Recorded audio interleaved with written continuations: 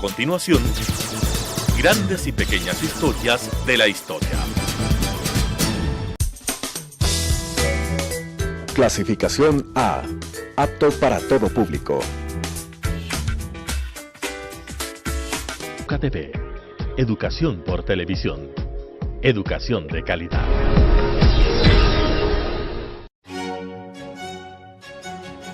La historia está hecha de lo que unos quisieran olvidar y lo que otros no pueden olvidar.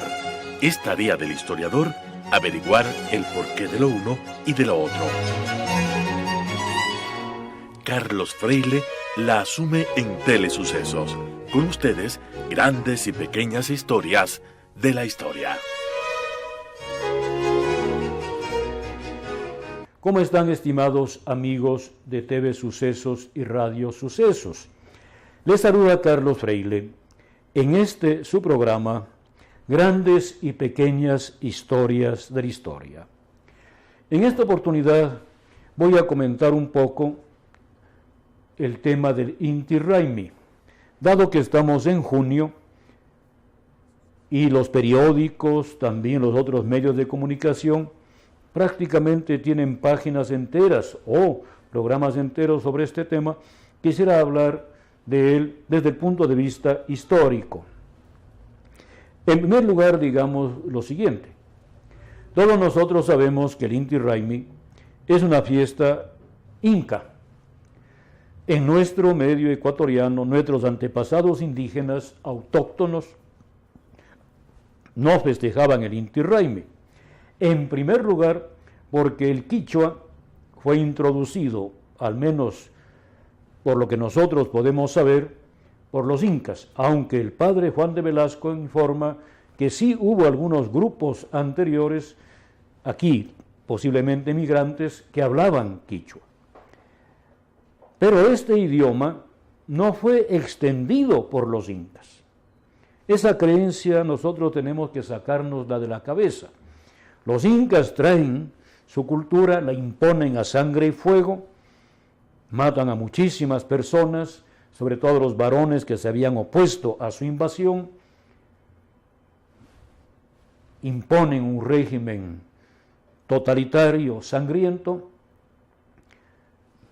pero el quichua sigue siendo solamente el idioma de la comunicación oficial. Cuando una persona del común hablaba con un funcionario inca, debía hacerlo siempre en quichua, en la lengua llamada Ingashimi, o sea, lengua del Inca, por los pobladores de aquí. Son los misioneros españoles que, enfrentados a la diversidad de lenguas que había en lo que ahora es el Ecuador, comienzan a extender el quichua. Al principio no pasaba eso, al principio se mandó en el primer sínodo quitense que se elaboren catecismos, diccionarios, gramáticas en las principales lenguas que se hablaban aquí. La lengua, por ejemplo, de los puruáes, la lengua de los cañaris, la lengua de los llanos, la lengua de los quillacingas, etc. Lamentablemente esas gramáticas, diccionarios, etc. se han perdido. Yo tengo la sospecha que se perdieron cuando las fuerzas liberales quemaron parte del archivo de la curia allá por 1897, por ahí.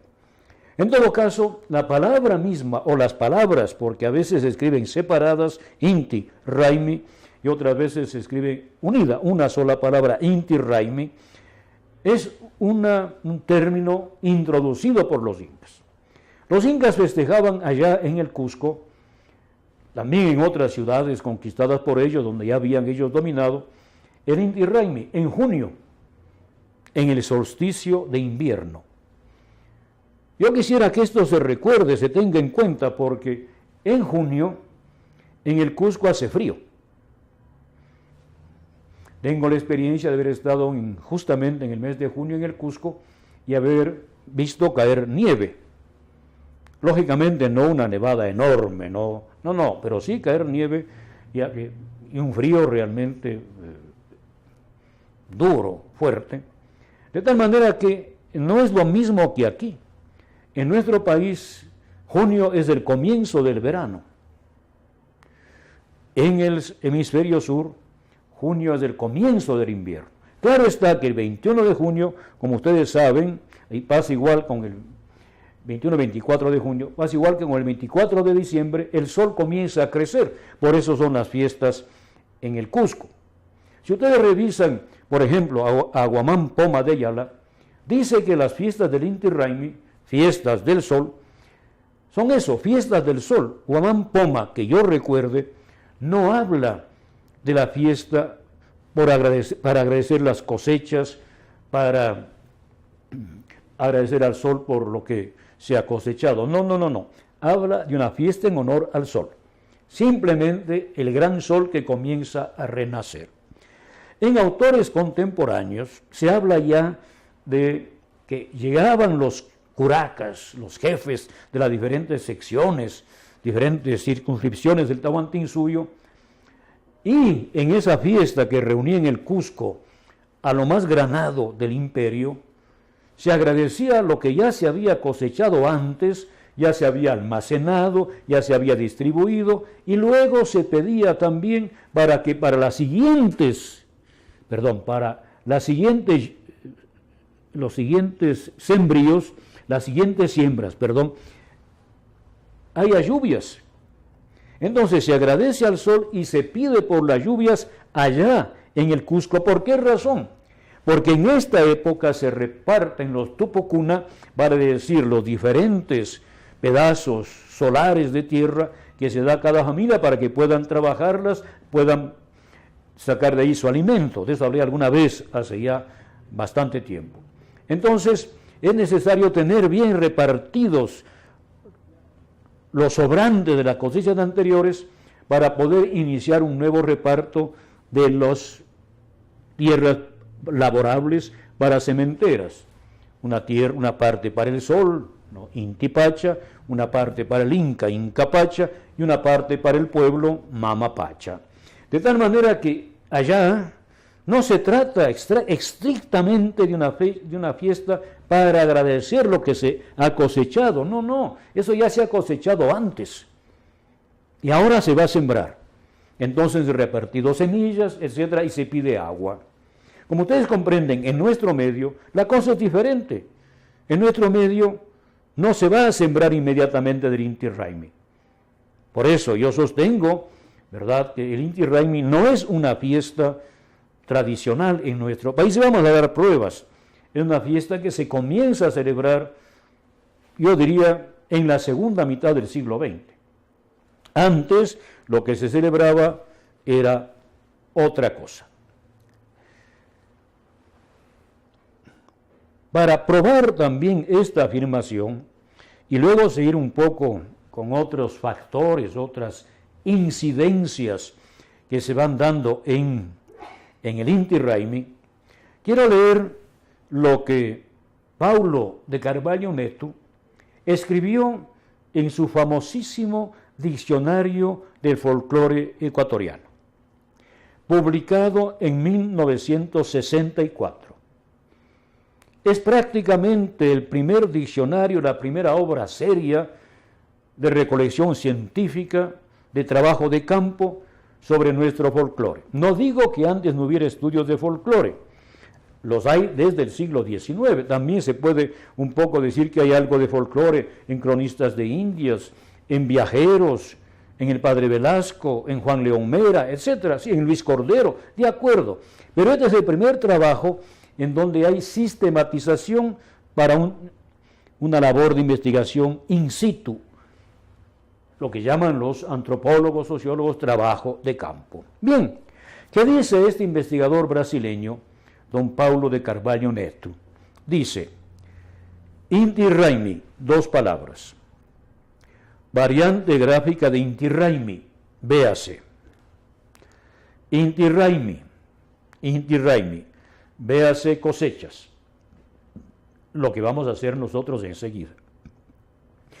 Para los esposos costales, véase, el día del inicio o ensayo de la fiesta de San Juan, véase, entre los puruayes, no es otra cosa que la auténtica celebración de la fiesta aborigen del Inti Raymi. Y don Paulo de Carvalho Neto nos manda, ¿no?, a la referencia bibliográfica, y ahí encontramos nosotros que los esposos costales, en su libro Catequil, que es sobre el campesinado indígena en Chimborazo, dicen esto: la fiesta de San Juan, allá entre los puruáes, o puruáes como decíamos nosotros, no es otra cosa que la auténtica celebración de la fiesta aborigen del Inti Raymi. Esta es la primera mención que yo conozca que se identifica San Juan con el Inti Raymi. Vamos a continuar con este tema, mis queridos amigos, en el siguiente fragmento, en el siguiente espacio. Educa TV. Educación por televisión. Educación de calidad.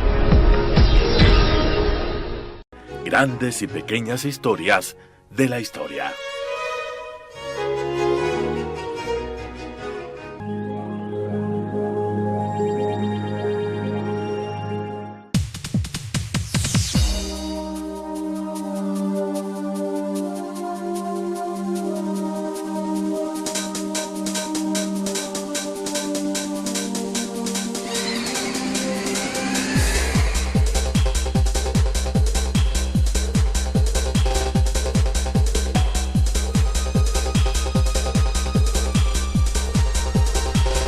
Telesucesos, porque Quito TV.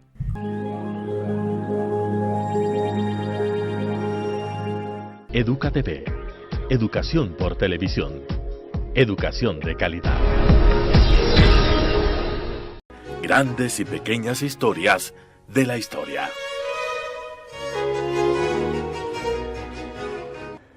Estimados amigos de TV Sucesos y Radio Sucesos, están ustedes con Carlos Freile en este su programa, Grandes y Pequeñas Historias de la Historia, comentando ahora los aspectos históricos del Inti Raymi, fiesta que ahora se celebra con bombos y platillos en prácticamente toda la sierra ecuatoriana, incluidas las ciudades.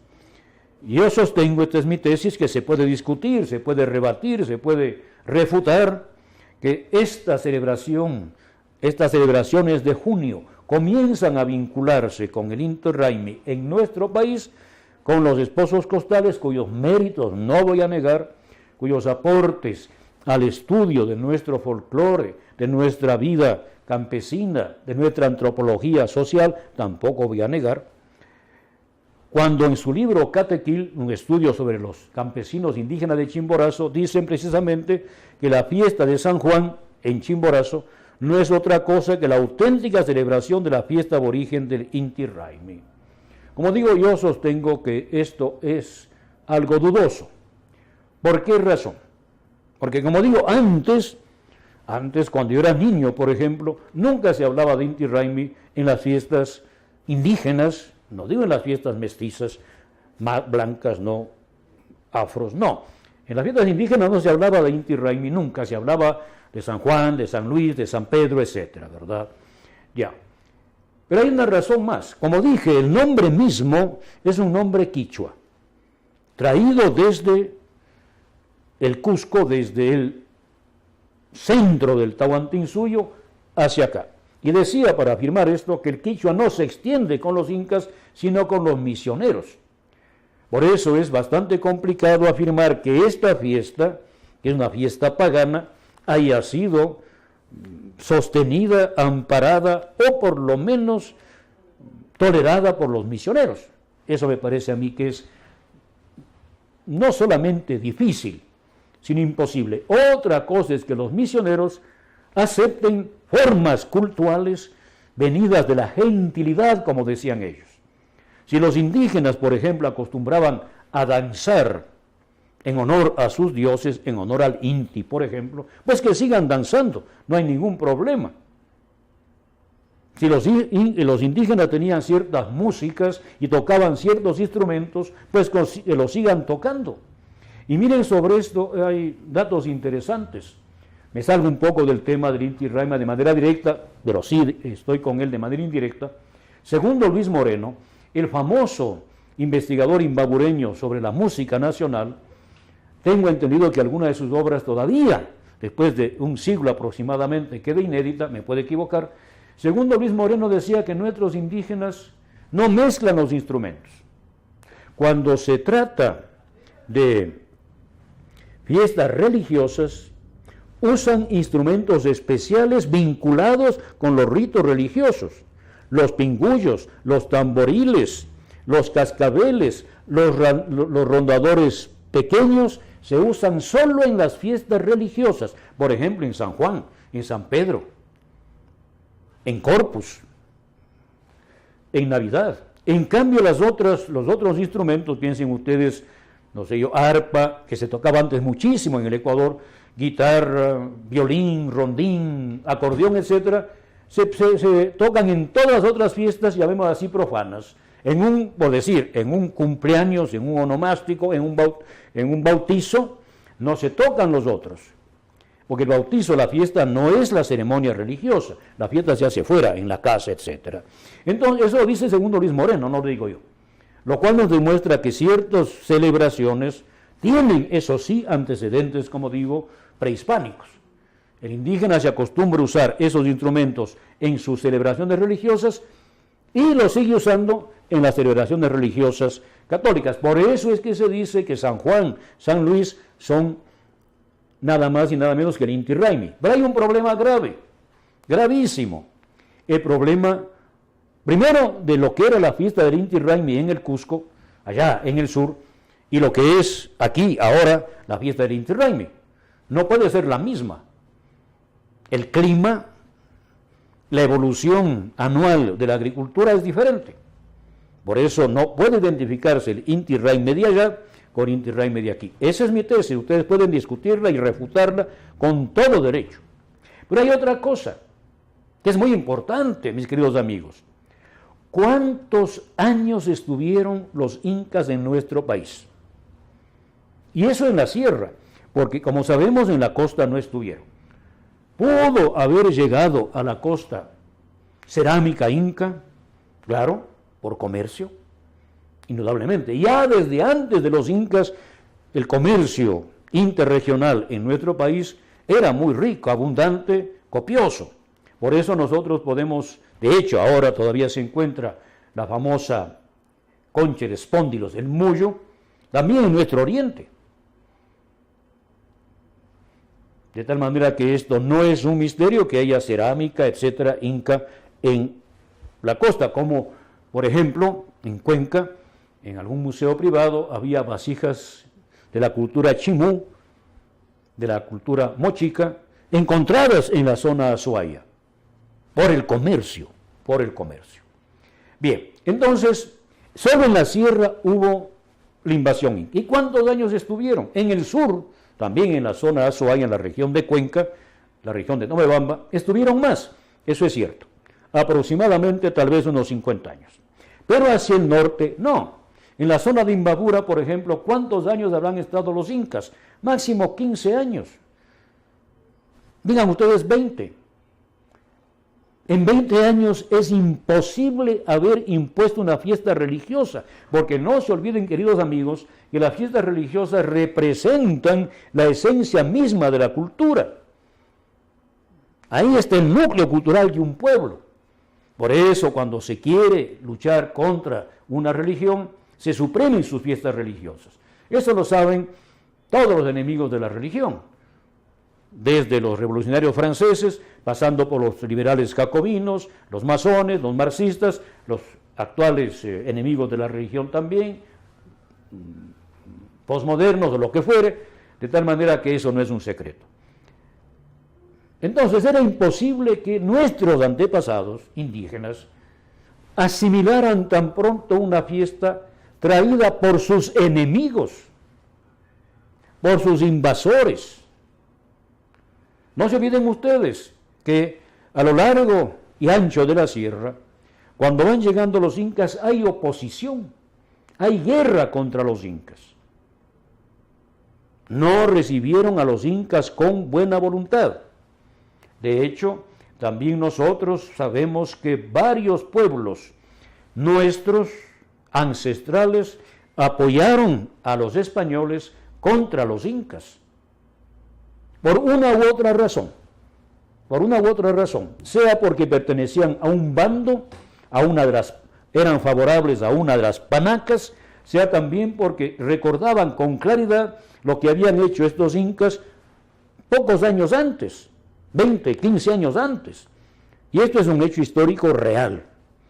Ya los mismos conquistadores, los cronistas, como el padre Acosta, un poco posterior a la conquista misma, decía, poco hubiera sido la valentía de Pizarro si no hubiera sido por la ayuda que los indígenas le proporcionaron. Y nosotros sabemos eso también aquí, ¿no? En nuestro territorio de la sierra. Entonces era difícil, esa es mi tesis, ustedes, como digo, tienen toda la libertad, nos faltaba más de pensar de otra manera, ¿verdad?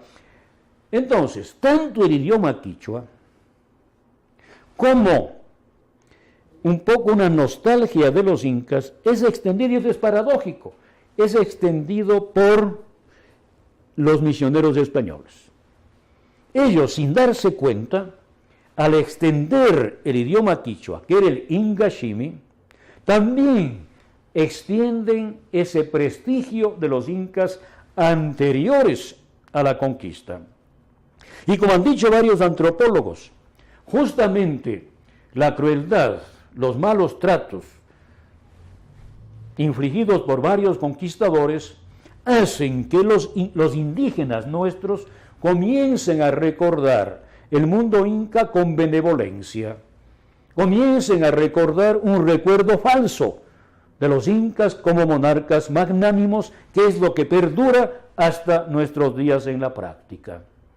Entonces yo veo difícil que se haya transmitido, además en las fuentes que nosotros podemos consultar, desde los primeros cronistas hasta hoy, claro, ellos llegan cuando se celebraba el Inti Raymi por el núcleo dominante inca, pero luego eso se olvida, el pueblo no estaba en eso, aquí se celebraba otra cosa, y eso también lo vamos a ir viendo nosotros poco a poco. Acabamos de leer lo que dice Paulo de Carvalho Neto en su diccionario del folclore ecuatoriano, Inti Raymi, para los esposos costales del día del inicio o ensayo de la fiesta de San Juan entre los puruáyes. Pero antes, ¿qué ha dicho? Véase cosechas. Y después dice, véase San Juan. Precisamente es lo que voy a hacer ahora. En primer lugar, citando algo de Paulo de Carvalho Neto, pero también citando experiencias personales, tradiciones personales, etcétera, de mi provincia de Chimborazo. Vamos a hacer ahora, queridos amigos, la segunda pausa musical. No se olviden, están ustedes con Carlos Freile en su programa Grandes y Pequeñas Historias de la Historia, aquí en Radio Sucesos y TV Sucesos. Educa TV. Educación por televisión. Educación de calidad.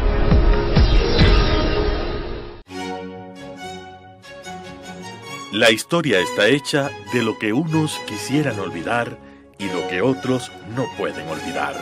Es tarea del historiador averiguar el porqué de lo uno y de lo otro. Carlos Freile la asume en Telesucesos. Grandes y pequeñas historias de la historia.